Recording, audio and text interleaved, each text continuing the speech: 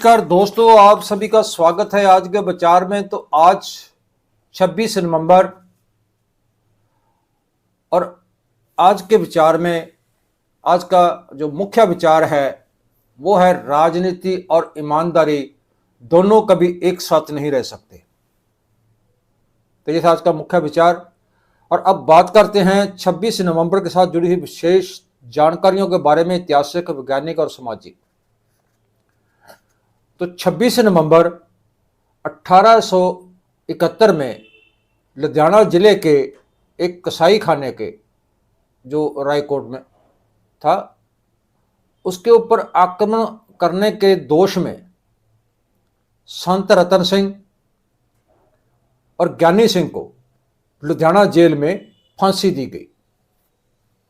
26 नवंबर 1915 को क्रांतिकारी गणेश दास बाली और योगराज रावलपिंडी को वेई कीनिया में गोली मारकर उनको शहीद कर दिया गया। 26 नवंबर 1949 को भारतीय संविधान को अपनाया गया, जो 26/1/1950 में लागू हुआ और इस दिन को संविधान दिवस के रूप में मनाया जाता है। 26 नवंबर 2008 को मुंबई के ताज होटल के और भी कई जगहों पे, शहर में कई जगहों पे आतंकवादी आक्रमण हुआ, जिसमें उस आक्रमण में तकरीबन 166 लोग की मृत्यु हो गई और 200 से ज़्यादा जो लोग थे वो घायल हो गए। तो 26 नवंबर 2012 को आम आदमी पार्टी का गठन किया गया। तो ये था 26 नवंबर के साथ जुड़ी हुई विशेष घटनाओं के बारे में जानकारियां। तो अब बात करते हैं पूछल तारे के बारे में। तो पूछल तारा जो है वो हिमपात, धूल कणों से बना हुआ एक हिमपाचन छोटा पुलाड़ी पिंड होता है। तो ये सौर मंडल का ही एक भाग होता है और अपने तय पथ पर यह सूर्य का चक्कर जो है वो लगाता रहता है। जब कभी ये सूर्य के पास चला जाए तो ये सूर्य के तापमान से जो इसका हिमपात है वो खत्म हो जाता है, पिघल जाता है वो। तो जिसका नतीजा ये होता है कि ये इसके जो पीछे जो गैसें हैं, उसके अंदर जो गैस है, ये गैसों का बना हुआ है, तो गैसें उसके पीछे दूर तक रह जाती है, जिसको पूछल कहा जाता है, पूछ कहा जाता है, तारे की पूछ कहा जाता है, या उसको पूछल तारा कहा जाता है। एक लंबी एक सफेद सफेद लकीर जी छोड़ते हैं ये, तो वो लकीर जो सफेद लकीर दिखाई देती है वो एक उसके अंदर गैस जो है, अलग अलग गैसें जो है वो भरी होती है। तो इसीलिए इनको पूछल तारा कहते हैं। तो इसके दो भाग होते हैं, कोमा और पूंछ। तो इसकी न्यूक्ली की जो रेंज है वो कुछ सैकड़े मीटर से शुरू होकर दर्जनों किलोमीटर तक चली जाती है। तो ये जो पत्थरों, धूल और गैसों के साथ बनी होती है, कोमा और पूंछ, ये बहुत बड़े होते हैं और अगर ये काफी चमकदार हो तो इनको दूरबीन की मदद के बिना ही धरती पर सीधा देखा जाता है। जो दिखाई देता है तो उसकी चमकदार जो है वो काफी ज्यादा चमकदार होता है जो धरती से दिखाई देता है। तो नहीं तो ये जो क्रिया है पूछल तारे की वैसे चलती रहती है। तो बहुत सारे ऐसे पूछल तारे हैं जो सीधे आंख से धरती से नहीं देखे जाते, लेकिन वो दूरबीन से, वैज्ञानिक इनको दूरबीन से देखते हैं। तो पूछल तारे के बहुत से जो है उसके अंदर संस्कृति के अंदर पुराने समय में वो देखे गए, ये पूछल तारे बहुत देखे गए, लेकिन और उनके रिकॉर्ड भी जो है वो भी नोट किए गए, और नोट किए उनके रिकॉर्ड मिलते हैं पूछल तारों के बारे में। तो हैले नाम का एक पूछल तारा 76 वर्ष बाद वो दिखाई देता है, हर बार 76 वर्ष बाद वो दिखाई देता है। तो ये तारा पहले 1986 में दिखाई दिया था, और अब ये तारा 2062 में दिखाई देगा। तो पूछल तारा एक परिवर्तित आकाशीय पिंड होता है जो कि बहुत कई किलोमीटर आकार के धूल और कणों के एक साथ इकट्ठा होने का कारण बना होता है,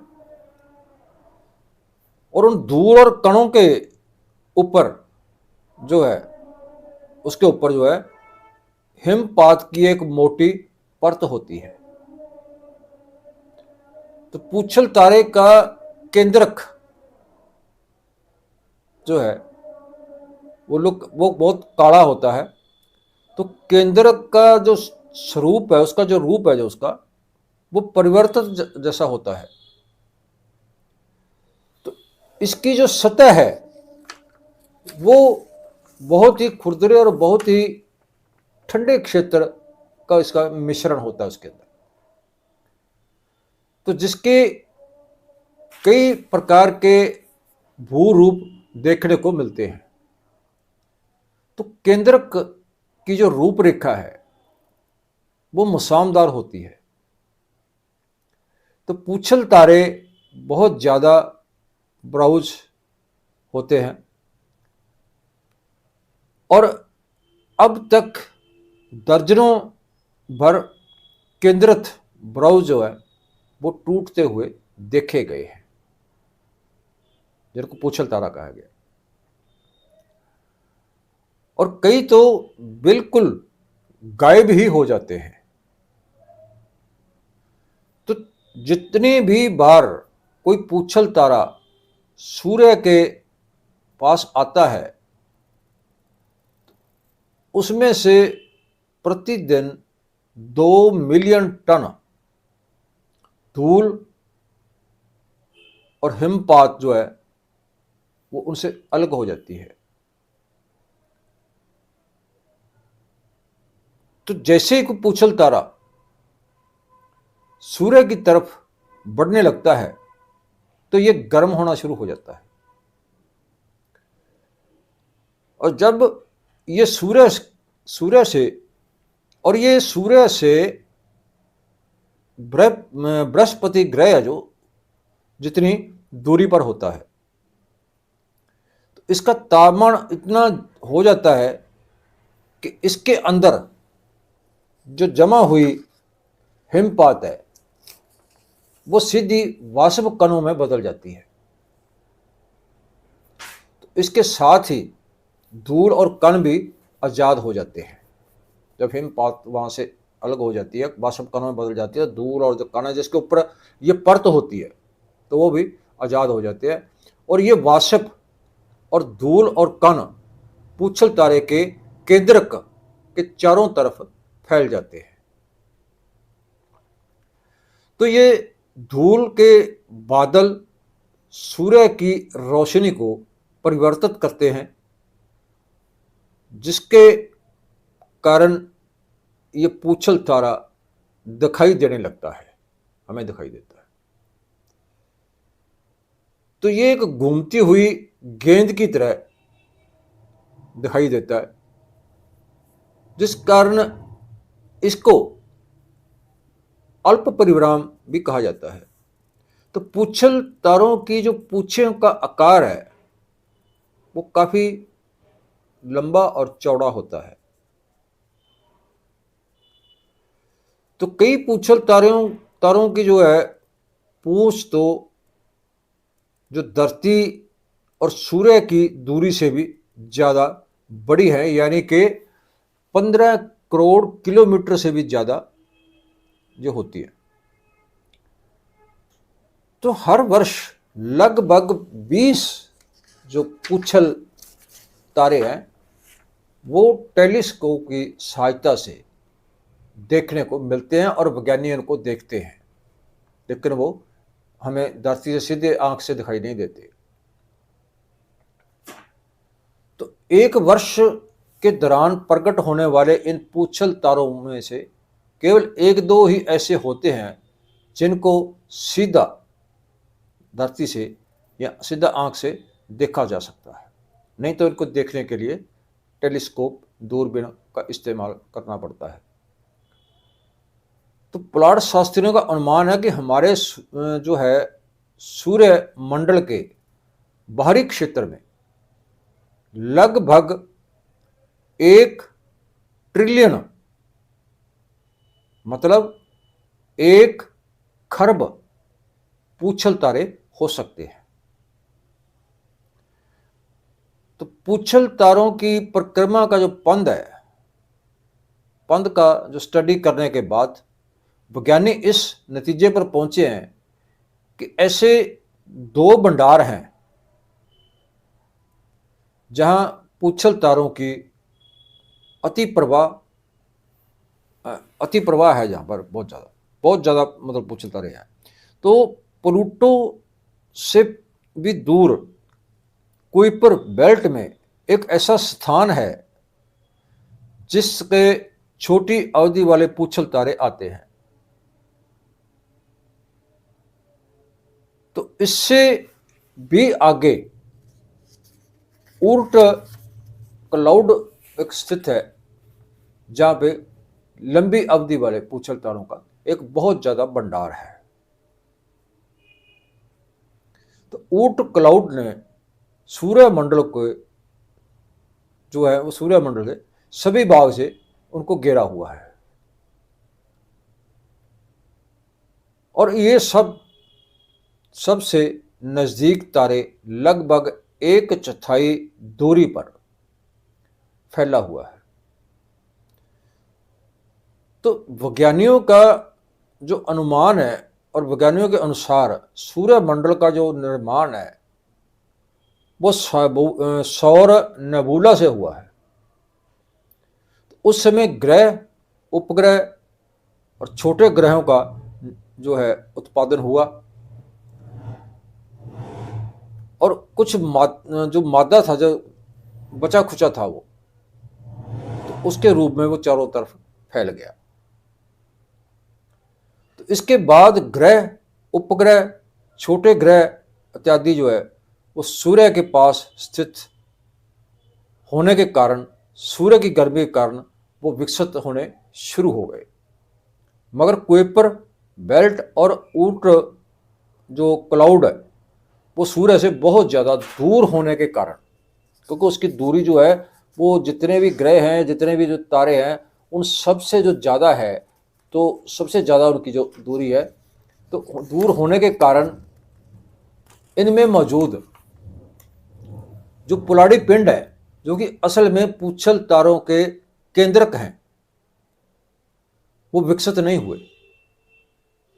तो इस तरह ये सूर्य मंडल के सबसे पुराने और सबसे कम विकसित जो रूप में ही हैं,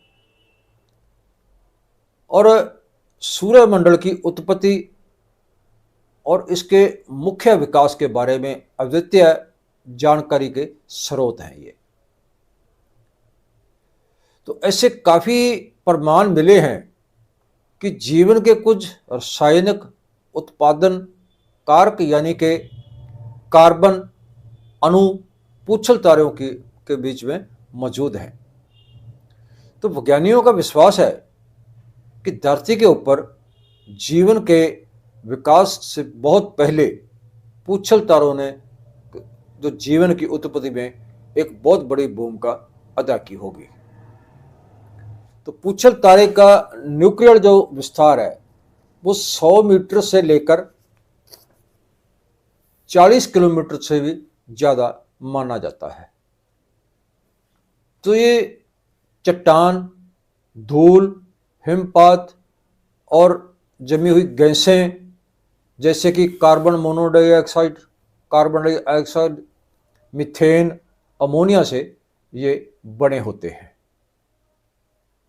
तो ये था दोस्तों पूछल तारे के बारे में जानकारी। कैसी लगी, अच्छी लगी, ज़्यादा से ज़्यादा लाइक शेयर करना, कमेंट करके अपने विचार जरूर देना। कल फिर मिलते हैं एक ऐसे ही और नए विचार के साथ। तब तक नमस्कार।